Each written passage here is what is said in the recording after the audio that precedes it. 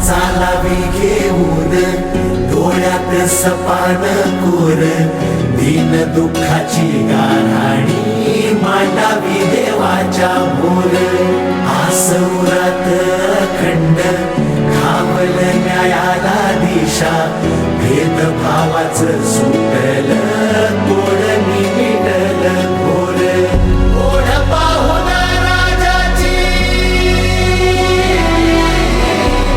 ओढ पाहून राजाची। आज दरेकर साहेब इथे आले, त्याच्यातनं काय भावना व्यक्त झाली की तुम्ही एकटे नाही आहात। ते काल आदरणीय देवेंद्रजींना सांगून आलेत की मी धाराशिवला जातोय, परांड्यात जातोय, आपल्या गावात येतोय आणि वाढदिवस इथे साजरा करतोय। त्यामुळे तुम्ही बिलकुल एकटे नाही आहात। हक्काने कधी तुम्ही आम्हाला सांगा, जे काही आता शब्द दिलेत शासकीय मदतीच्या पलीकडे जाऊन खूप जास्त नुकसान झालेले जे कुटुंब आहेत त्यांना आपण वेगळी मदत उपलब्ध करून द्यायचा प्रयत्न करणार आहोत आणि मला खात्री आहे की सर्वांच्या सहकार्याने तो प्रयत्न यशस्वी होईल। अधिक न बोलता परत एकदा मी आदरणीय दरेकर साहेबांचे मनापासून आभार व्यक्त करतो की ते आज इथपर्यंत आले। तर एक लक्षात ठेवा, महाराष्ट्रातला आपला शेतकरी हा अनेक संकट झेलतो, कधीच तो संकटाला घाबरत नाही आणि परांड्याचा तर नाहीच नाही।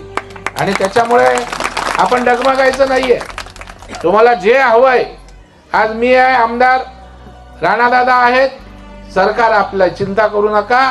आणखी जास्तीची काही वेगळी मदत आपल्या वागे गावाला लागली तरी आपण त्या ठिकाणी करू। सगळ्यात पहिलं म्हणजे राणादादा 25 लाख रुपयाचा निधी आपल्याला पालकत्व घ्यायचं आहे ना, तुमचं 25 लाखाचा निधी माझ्या आमदार निधीतला पहिला तुमच्या गावाला जे छोटी छोटी कामं असतील त्यासाठी त्या ठिकाणी देऊ। आणि बरं, तुम्हाला दत्तक घ्यायचं आहे ना, त्याच्या अगोदरच मी तुम्हाला खुशखबर देतोय। तुमच्या मोबाईलवर काय आलंय का? मी माझ्या अकाउंट मधनं तुमच्या 254 लोकांना 2-2 हजार रुपये त्या ठिकाणी पाठवले।